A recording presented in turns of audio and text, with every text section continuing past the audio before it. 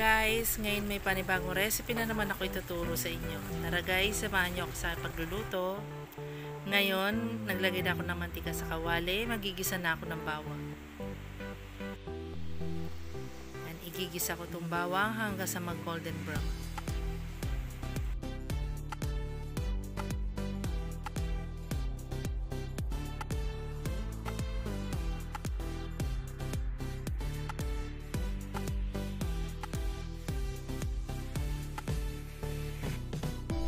Ngayon, isusunod ko na igisa itong sibuyas.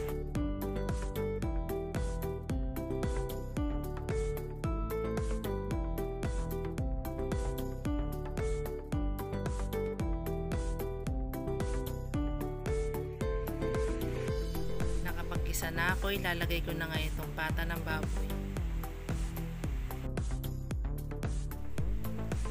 Ito, hahalu-haluin ko. Igigisa ko itong pata ng baboy hanggang sa matuyuan siya ng sabaw.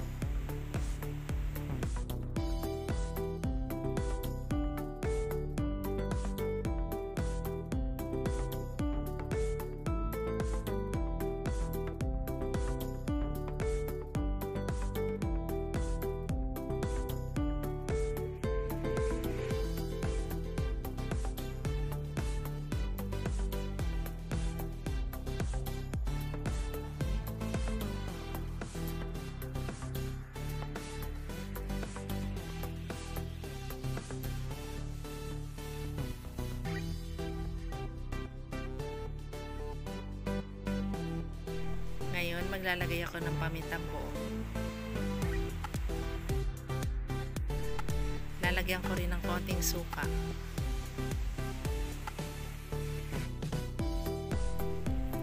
Ito, hahalu-haluin ko.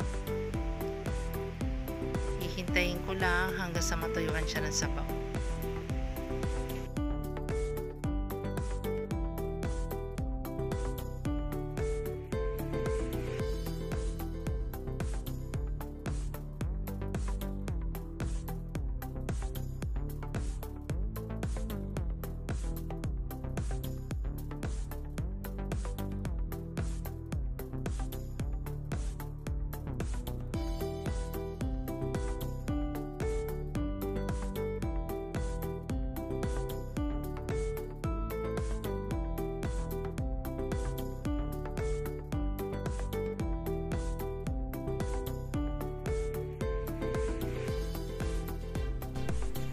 Ngayon, maglalagay na ako ng soy sauce.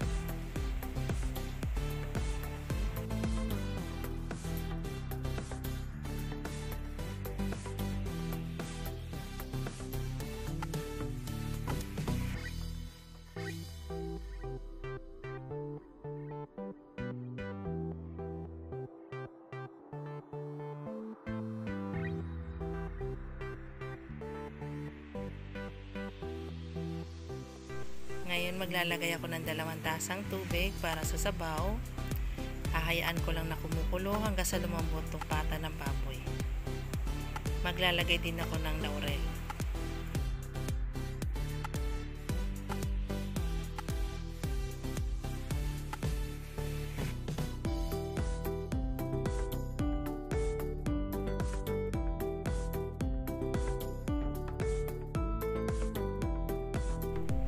Lalabutin ko lang itong pata ng baboy.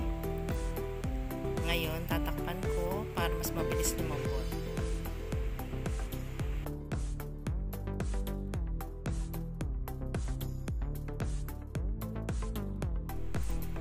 Ngayon, maglalagay din ako ng 2 kutsarang asukal.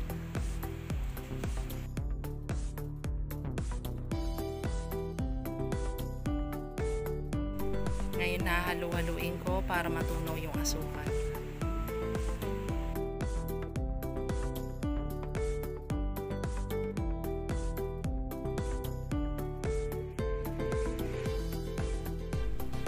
Tatakpan ko uli, hahayaan ko lang na kumukulo.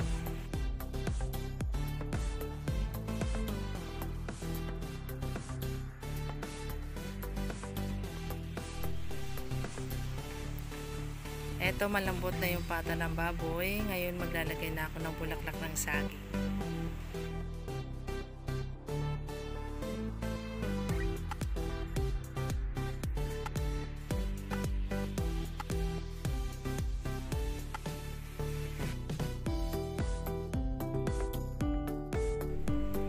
ilalagay ko na itong bulaklak ng saging.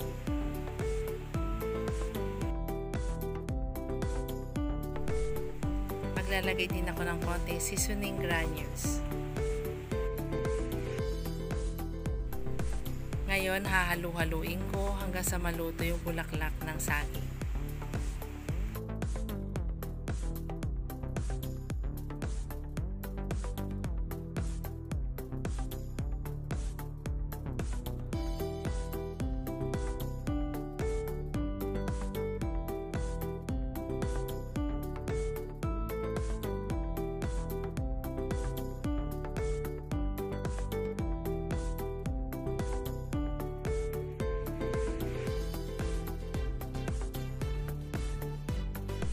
Eto, luto na ang paksiw na pata ng baboy.